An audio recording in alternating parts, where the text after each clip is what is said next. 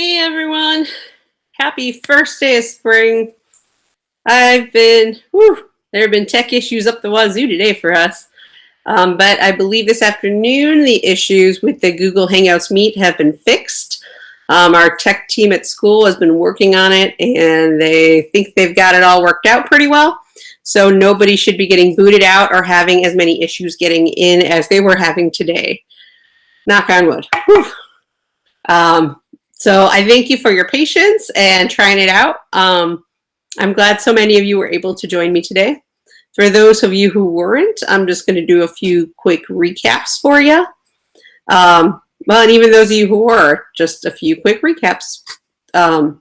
First, if you have not yet done the what am I thinking of? Flipgrid. I'm going to present my screen, so give me a second. If you have not yet done the Flipgrid assignment from yesterday, make sure you are getting that done. That is still your responsibility to do. So the Flipgrid assignment from yesterday, the living history number 1, it is private. I have 120 responses so far, so that means I'm still missing about 30 people who have not done it, 31, 33 people who have not done it. So please make sure you are getting this done. This first one is just for me. Nobody else will see it. It's just us.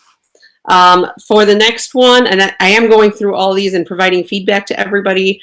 So you'll get an email with the feedback once I've gone through it. And I'm trying to mark in once you receive it, at least into Teacher East one as soon as I get a chance.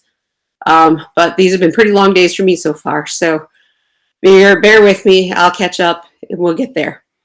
So that's the first thing you need to do.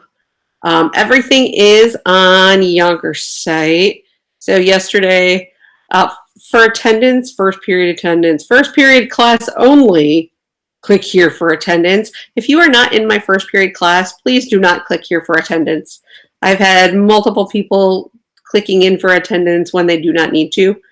And then you just get mixed in my attendance list when I'm submitting it first hour. Live session, the links will be in Google Classroom, and I sent an update in there with some problem solving tips and tricks, including actually using your Google Waffle thingamajobber to do this. Like go to your Google Waffle and you're able to find the, am I in the right one? Let me switch to my CSD account here. And then you could go to the Meet, make sure you're signed in with your CSD account, go to Meet, and you can actually type in the name of the session if the link isn't working for you. So just another trick you can try if you're having trouble getting in. I know I had trouble with my Chromebook earlier today, and part of it was it needed an update. So make sure you are doing updates. Make sure you're powering it off and charging it, because that's pretty important too. These Chromebooks need a little bit of love and care sometimes. Just a little bit of attention to keep things going. And I think I found, Mrs. Bogot shared a way that I can just put it in, set up new sessions in calendars so that I could set up a new session in Google Calendars so that in the calendar part of Google Classroom, it will have like the date and time of when we're having our next session, which is not going to be till the Monday after break. So there you go. And over on Yonker's site, even like back here, when you scroll down to like tomorrow and stuff, like today we did the Where in the World. We went over the roles of citizen slides, and then I just put continue your Declaration Dave slides. You can do a video chat just like this. Get a group together, one of you start a chat, and you guys all join together. And you can work on it together. That's totally cool with me. It's everything after slide 11 pretty much. Well, slide 11, 10 and 11 you still have to do. So if you were not in class and did not, or you started in class and didn't finish it, or you and your group want to get together and we'll still work on it to finish it together, you can kind of do that still. If you were absent, you're doing it on your own. If you were absent last week, you're doing it on your own. So yeah. Tomorrow, I'm going to have Living History number 2 Flipgrid. which will have an option, like you'll have to follow the instructions about whether or not you want me to share it or not. So that one will be an optional share. And then finish your Declaration Day slides in Google Classroom before March 30th, that Monday after spring break. Living History number 3 Flipgrid will be posted in the middle of next week because I want to keep the continuity going as things keep changing. And then our next live session will be Monday, March 30th. And so looking ahead, I put down what I planned. For our live session is Where in the World, and then a review of the responses of Declaration Dave. And I will have a Living History number 4 Flipgrid as well. And I mean, really, like the Flipgrid stuff, as long as you get it done anytime within that day or a couple days, I'm cool with it. But Flipgrid, you should definitely have Flipgrid number 1 done before tomorrow, before you do number 2. You need to do them in order for this to make sense and work well. All right, the roles of citizen slides we went over as well. We talked about this one in class on Monday. So you just had to read the article and in the speaker notes below, put in, what you got from it and stuff. Oh, my thing's being funky. Speaker notes below, you put your answers in. Browse the Rock the Vote site, answer those questions. We did this one in class on Monday where you can go here, type in your address, find your polling place because elections were Tuesday, and you could have looked at the sample ballots and stuff too. And then everything you found on this helped you to answer these questions. So really, these are the questions we reviewed for today. Why are local elections important? Well, the local figures, county, city, state, township, school board, these are the ones that affect you on a day-to-day basis. What new school board policies are in effect? How long is the school day? When are curfews? What is the driving age? Should we put a new stoplight in somewhere? These are all things that affect you the most on a day-to-day basis, which is why they should be the things that are most important and people care about the most. The benefits to websites like these, for question 2, is that they give you places where you can get the information. You can go, like the Rock the Vote site, it doesn't matter which state you're in, it'll tell you where you can go to vote, how to register to vote, and so on and so forth. How can you find out more information about local candidates? Well, sometimes if they're in your local community, you can just ask around, talk to them yourself. Look for a web presence. Google them. If they don't have a digital presence, that might be a sign that, anybody can make a website. If they don't care enough to make a website or have contact information online, then maybe that's a sign to you. Who determines the voting rules and regulations? According to the article, you read it, is the state. Every state has different voting rules and regulations, and they can change it. For instance, Michigan was supposed to have primary elections on Tuesday, and they postponed it because of the current flu, whereas Illinois did not. But Illinois also has set up early voting and vote by mail if necessary. Common locations for polling places. Well, you can vote from home with voting by mail. You can do early voting. There's certain locations throughout the county where you can go and vote ahead of time before Election Day, so then you don't have to worry about the hustle and bustle of Election Day. Common locations in general in different towns would be things like schools, churches, community centers, government buildings, park districts, anywhere where the general public can just come in. Why should you care about elections at your age? Well, they're making laws that are about you. Just because you don't vote for a few years, yeah, you can. It is important to learn the procedures and learn what you're going to need to do in a few years when you vote. But at the same time, you are citizens of this country and you have a voice as well.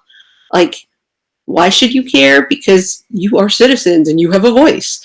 If there's a law you don't like, you can write. You can contact your senators, your representatives. You can contact the governor. You can contact the mayor. You can reach out to them and tell them what you don't like or what you want changed, our school board, whatever.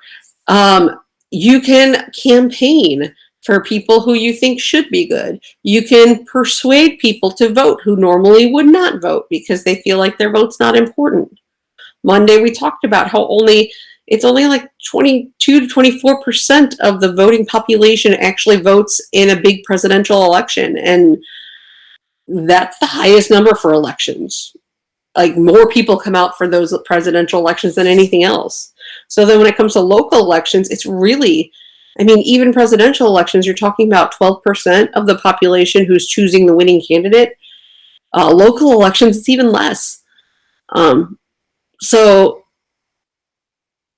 that brings us right to our next question. How can voter turnout be increased? Well, we want more people voting because it matters. Their voice matters, and I don't know if all people understand that. And I think there's no one correct answer for this. I think when I look through your slides, once you turn them in, I think it'll be interesting to see what ideas you come up with. Sites like Rock the Vote are fantastic using celebrity power, but Rock the Vote's also been around since the 90s, and we still have only a 25% voter turnout for major elections. So I think it's something that somewhere between your generation and my generation, we're going to have to, somewhere in there's an answer that we can all figure out, maybe. Hopefully that'll work. And then you list your top 3 takeaways. I did not review this during the live sessions. 3 things you didn't know before that you think are interesting or important. You just list those in there and then make sure you have that filled out on here before you turn it into Google Classroom. So check your answers on this. And then once your answers are checked, you can submit this into, you could actually turn it in, hit the turn in Google Classroom and be done with it. Okay. So really, if you have not done so by now, it's finishing these slides, doing these slides if necessary, and then doing Living History #1 Flipgrid. The only other thing I have on there then is the Declaration Dave slides, which, this is going to take a minute to load. I apologize for that. Which, once again, you do not have to have finished until the Monday after spring break. So you can work on it anytime, today, tomorrow, whenever. And we did, most classes got through slide 10. I'm sorry. Got through slide 10 already last Friday. I know some were just still finishing slides 9 and 10. So if you want to email your groups or get together with any people, you can totally do that. And same thing with the rest of these. So it's just 11 through 20, really, the second half of the slides, which are just the answering the questions. Some of which we've talked about in class already too. So you pretty much have a whole week to finish any of these anytime you want. All right.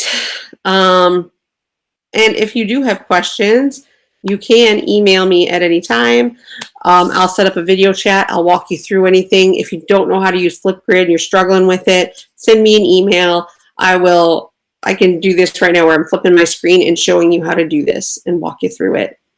Or anything else. You just want to vent about something stupid or show me your dog or whatever, go for it. Send me more Where in the World pictures. I'm here. And most importantly, spring break does start technically tomorrow afternoon. And today is the first day of spring, so make sure you're getting out and having fun sometimes. I know getting out is not what we think of when we say getting out, and I know it's a bummer, but at the same time, at least make sure you're getting fresh air sometimes. Make up some new games, do something, find something fun, be creative. Because this is a unique situation, and how we strive through this is going to show a lot about your character and show future generations what you're made of. So I'm proud of you guys. Thank you guys for everything you've been doing so far. Keep up the great work. And let me know if you have questions. And it was great seeing you guys today. And I will talk to you soon, hopefully. Bye.